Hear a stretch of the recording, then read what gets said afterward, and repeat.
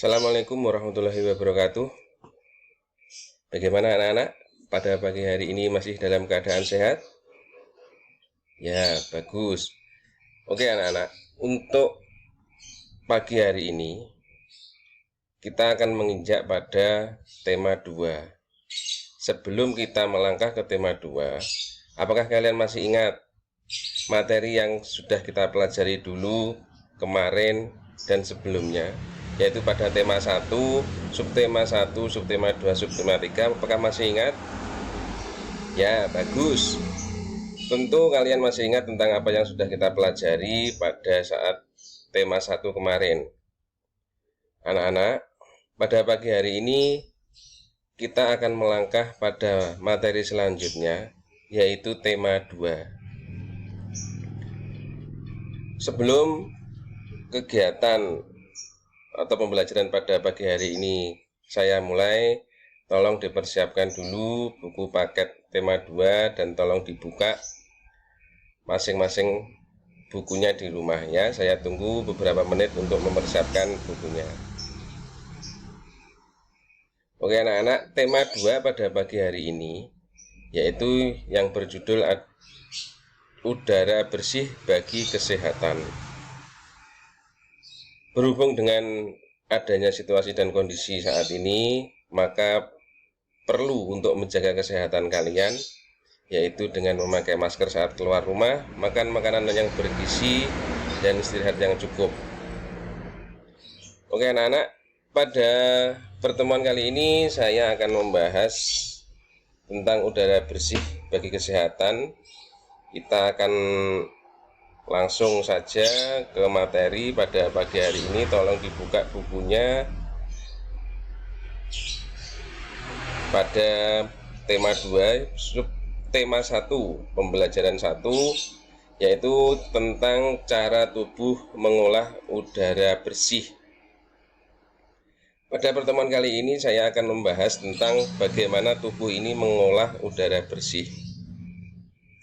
Tolong anak-anak perhatikan gambar yang ada di buku kalian, buku paket kalian di buku tema 2. Tolong perhatikan gambar pada halaman 1. Di situ ada gambar orang yang sedang memelihara hewan peliharaannya. Tolong diperhatikan, dicermati. Setelah kalian mencermati, tolong pertanyaan di bawah ini kalian tulis jawabannya di kertas dan nanti tolong dikirim melalui WA ke grup kita yang di grup kelas 5. Pertanyaannya apa saja? Yang pertama adalah apa saja makhluk hidup yang ada pada gambar di atas? Itu hewan apa saja yang ada di situ, kalian tulis sesuai dengan yang kalian amati. Yang kedua, apa saja perbedaan makhluk hidup yang ada pada di gambar? Pasti ada perbedaan antara kambing, bebek, ayam, sapi, atau dan sebagainya. Di situ sudah ada. Silahkan kalian jawab sesuai dengan apa yang kalian lihat. Sampai di situ, sampai kalian kerjakan pada nomor 7 sampai dengan nomor 7. Bagaimana tanggung jawab kita terhadap masyarakat dalam menjaga ketersediaan oksigen? Itu maksudnya oksigen itu berasal dari mana? Oksigen itu berasal dari tumbuhan. Tumbuhan itu bernapas, itu menghirup karbon dioksida dan mengeluarkan oksigen. Kalau kita ingin menjaga ketersediaan oksigen, kita harus tetap menjaga tumbuhan agar tetap tumbuh subur. Selanjutnya pada pembelajaran 1, silahkan kalian baca tentang bacaan dayu dan ikan hias. Itu ada bacaan tentang dayu dan ikan hias, silahkan kalian cermati. Di situ juga ada gambarnya tentang ikan hias dan dayu. Dayu di situ perempuan ya, bukan laki-laki. Lihat itu rambutnya panjang pakai bindu ya. Setelah selesai, silahkan kalian buka lagi pada halaman ketiga. Di situ ada peta map atau mind map. Itu ada beberapa jenis pertanyaan tentang dayu dan ikan hias yang sudah kalian baca barusan. Apa nama jenis ikan hias yang ada di Priara? Nah, itu ada jawabannya di situ. Silahkan kalian jawab. Misal kalian tulis di kertas folio bergaris, nanti kalian kumpulkan pada hari Sabtu saat mengumpulkan tugas-tugas yang sudah Pak Zakul berikan. Itu ada 6 pertanyaan, silahkan kalian jawab sendiri-sendiri. Di mana ikan hias itu dipelihara, di situ pasti ada jawabannya ya. Silahkan kalian jawab sesuai dengan yang kalian amati. Oke, selanjutnya kita akan melanjutkan pembahasan pada pagi hari ini. Yang tidak kalah penting adalah pada bab ini tentang udara bersih. Kita akan belajar tentang pernapasan pada hewan. Pernapasan pada hewan itu ada beberapa jenis anak-anak. Itu ada beberapa jenis sistem pernapasan pada hewan, itu sesuai dengan jenisnya. Yang pertama adalah alat dan sistem pernapasan pada cacing tanah, itu tidak sama dengan hewan-hewan yang lainnya. Itu bisa kalian baca sendiri. Itu yang terpenting dari cacing tanah, itu cacing tanah tidak mempunyai alat pernapasan khusus, tidak seperti manusia ada paru-paru gitu. Cacing bernapas melalui permukaan kulit. Jadi cacing ini bernafas melalui permukaan kulit. Di situ ada gambarnya. Itu kulit cacing, itu ada kapiler pada kulit cacing, itu gambarnya seperti itu.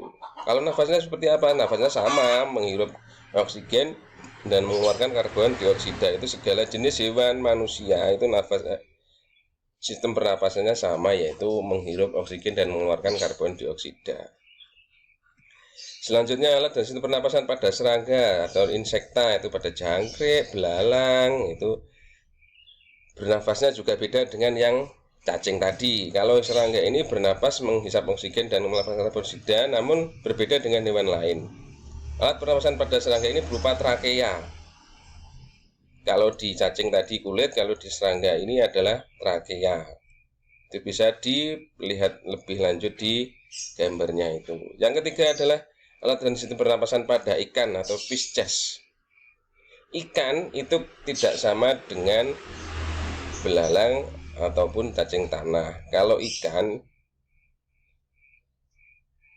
itu bernafas dengan organ khusus mirip saringan yang disebut insang. Di mana letak insang? Insang itu di pinggir, itu yang biasanya kalian bisa melihat ikan, kalian amati itu ada yang bisa buat untuk bergerak, itu namanya insang. Itu berbentuk lembaran tipis berwarna merah muda biasanya, dan insang itu selalu lembab, tidak bisa kering. Kenapa lembab? Ya karena letaknya di air, tapi juga untuk bernafas pada ikan.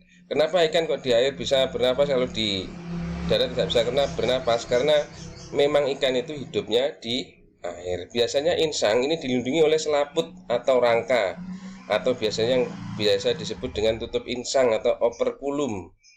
Itu yang dimiliki oleh ikan ya. Itu gambarnya ada di situ. Ada pembuluh darah juga sama seperti manusia, ada filament insang lah. Itu bentuknya di situ di samping kanan kiri.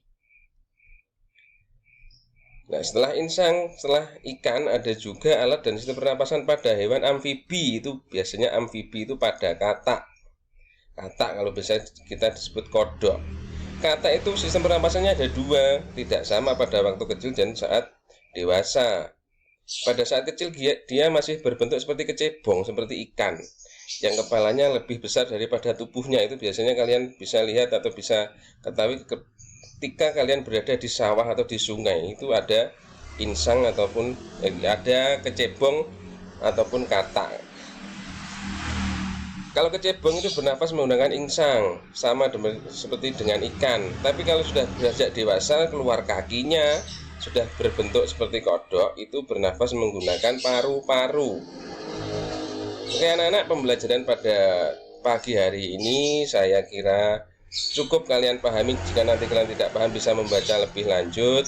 Terima kasih atas waktunya. Mohon nanti setelah mengerjakan kalian bisa mengumpulkan tugasnya pada hari Sabtu ke sekolah ya. Saya tunggu. Silahkan kalian belajar lagi. Pesan dari Pak Zakul, jangan lupa memakai masker, jaga kesehatan, makan makanan yang bervitamin 4 sehat 5 sempurna. Demikian anak-anak pertemuan pada pagi hari ini. Silahkan belajar lagi di rumah, jaga kesehatan, jangan banyak bermain di luar rumah, perhatikan itu ya. Sekian dari Pak Zakul pada pertemuan hari ini. Assalamualaikum warahmatullahi wabarakatuh.